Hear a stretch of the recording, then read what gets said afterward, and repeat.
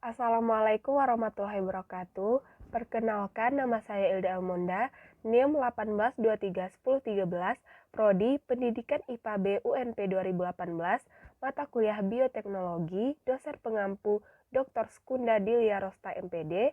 Nah, baiklah, kali ini saya akan mempresentasikan tentang laporan hasil kunjungan industri dan pengolahan makanan bioteknologi sederhana. Nah, pada kunjungan industri, kami memilih industri rumah makan karena pada kelompok kami berasal dari daerah yang berbeda-beda dan banyaknya pertimbangan karena pada daerah tertentu pasti memiliki rumah makan pada umumnya, sedangkan pada pengolahan makanan bioteknologi sederhana saya memilih pembuatan tape singkong, yaitu alasannya karena bahan dan alat yang digunakan mudah didapatkan di daerah saya. Nah, pada kunjungan industri rumah makan, kami mengunjungi rumah makan yang berbeda-beda pada daerah masing-masing, yaitu rumah makan Roza yang saya kunjungi sendiri, yaitu Ilda Monda, rumah makan Rina Rini 3 yang dikunjungi oleh Miftahul Jannah, rumah makan Saung Minang yang dikunjungi oleh Melia Amrianti, rumah makan Ani yang dikunjungi oleh Neprida Naulia Rahab, rumah makan Elo yang dikunjungi oleh Yolanda Amalia, Pecel Lele Lamongan yang dikunjungi oleh Wilda Hayati, dan Pecel Lele Barokah yang dikunjungi oleh Sofia Yanti. Nah, baiklah, berikut ini adalah profil rumah makan yang kami kunjungi pada setiap daerah masing-masing. Yang pertama itu rumah makan Roza yang terletak di Kerinci, Kai Aro, Jambi, yang dimana jam kerjanya dari jam 6 pagi sampai 6 sore. Rumah makan Rina Rini 3 yang terletak di Naras, Pariaman, Sumatera Barat, yang dimana jam kerjanya dari jam 10 pagi sampai jam 11 malam. Rumah makan Saung Minang, yaitu terletak di Rupit, Murata, Sumatera Selatan, jam kerjanya dari jam 8 pagi sampai jam 10 malam.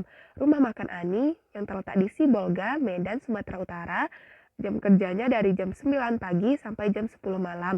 Rumah makan Elo yaitu terletak di Patemuan, Pariaman, Sumatera Barat, yang dimana jam kerjanya dari jam 9 pagi sampai jam 9 malam. Pecel Lele Lamongan yang terletak di Marapalam, Simpang Haru, Padang Timur, yang dimana jam kerjanya dari jam 4 sore sampai jam 1 malam. Pecel Lele Barokah itu terletak di Rao, Pasaman, Sumatera Barat, yang dimana jam kerjanya dari jam 12 siang sampai jam 12 malam. Nah, setelah memilih untuk mengunjungi rumah makan di daerah kami masing-masing, maka kami mendapatkan hasil laporan kunjungan industri makanan, yang dimana kami menggali setiap informasi tentang pembuangan limbahnya, yang melalui sesi wawancara, baik itu dengan pemilik rumah makan maupun dengan karyawan yang bekerja pada rumah makan tersebut.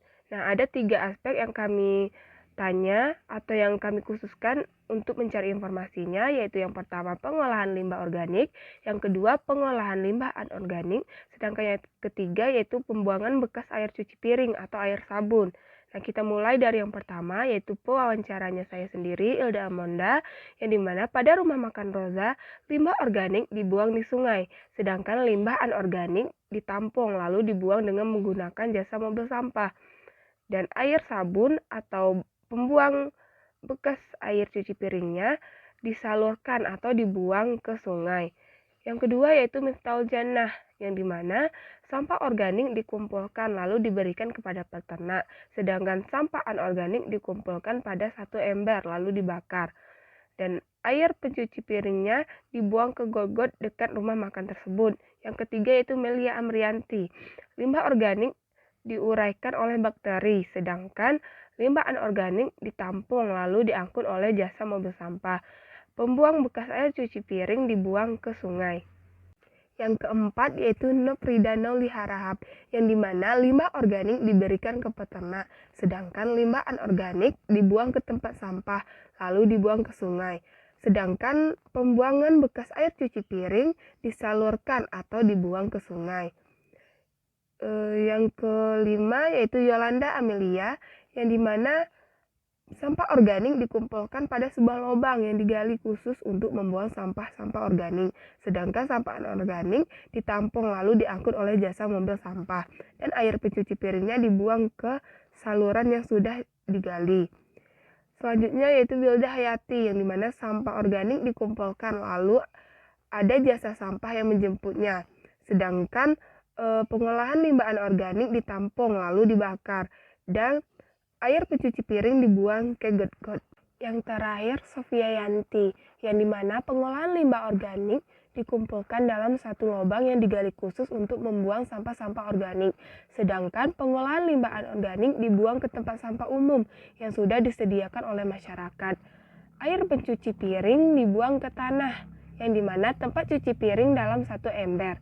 Nah, dapat kita simpulkan bahwa hanya sedikit dan pada umumnya rumah makan yang kami kunjungi tersebut tidak menerapkan prinsip bioteknologi dalam pembuangan limbahnya. Pembahasan dan kesimpulan. Dari hasil kunjungan industri rumah makan di berbagai daerah, maka dapat ditarik kesimpulan bahwa limbah yang dihasilkan dari sisa makanan, baik itu organik maupun anorganik, dan juga air sabun tersebut tidak dikelola dengan semestinya atau tidak menggunakan prinsip bioteknologi dalam pengolahan limbahnya, yang dimana hal tersebut dapat mencemari lingkungan kita sendiri. Nah, hal ini disebabkan oleh berbagai faktor, salah satunya kurangnya ilmu pengetahuan tentang pengolahan limbah yang benar, serta dampak-dampak negatif yang akan timbul oleh ulah kita sendiri, dan kurangnya kepedulian terhadap lingkungan. Contohnya seperti pembuangan air sabun pada sungai. Nah, hal itu dapat menyebabkan plankton-plankton yang ada di sungai dapat mati karena tercemari oleh air sabun. Berikut ini adalah dokumentasi kunjungan industri rumah makan di berbagai daerah. Selanjutnya yaitu tape singkong. Tape singkong adalah tape yang dibuat dari singkong yang melalui proses fermentasi. Nah, makanan ini adalah makanan tradisional yang populer di Jawa dan dikenal di seluruh tempat, mulai dari Jawa Barat hingga Jawa Timur. Di Jawa Barat dikenal dengan nama peunyam. Nah, prinsip dasar proses fermentasi adalah degradasi komponen pati menjadi dekstrin dan glukosa. Selanjutnya, glukosa diubah menjadi alkohol atau asam, sehingga hasil dari proses fermentasi tersebut sedikit asam atau sedikit manis.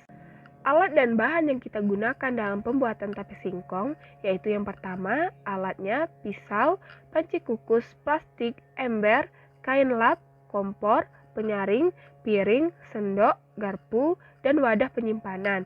Sedangkan bahan yang kita gunakan 1,5 kilo singkong, 3 butir ragi, dan daun pisang. Proses pembuatan tape singkong. Yang pertama, kupas kulit singkong lalu potong sesuai selera dan dicuci hingga bersih lalu ditiriskan. Kemudian rebus singkong dengan sedikit air dan dengan tingkat kematangan setengah matang. Setelah direbus, tiriskan dan tunggu hingga benar-benar kering dan dingin. Setelah dingin, haluskan ragi, lalu letakkan singkong di atas daun pisang dan taburi dengan ragi secara merata. Lalu bungkus singkong yang telah ditaburi dengan ragi. Masukkan singkong ke dalam wadah penyimpanan yang telah dilapisi oleh daun pisang. Agar hasil fermentasi berhasil, balut lagi dengan kertas maupun plastik maupun daun pisang agar benar-benar tidak dimasuki oleh udara. Lalu tutup secara merapat. Simpan di tempat yang aman dan tunggu 2-3 hari. Nah, pada proses pembuatan tape singkong tersebut kita menggunakan prinsip bioteknologi yang dimana ragi yang kita gunakan adalah bakteri yang membantu hasil fermentasi singkong sehingga menjadi tape singkong. Berikut ini adalah manfaat tape singkong bagi tubuh. Yang pertama, baik untuk sistem pencernaan. Yang kedua, sumber karbohidrat yang baik. Yang ketiga, mengontrol tekanan darah. Yang keempat, mencegah terjadinya anemia. Yang kelima, menjaga otot dan juga saraf.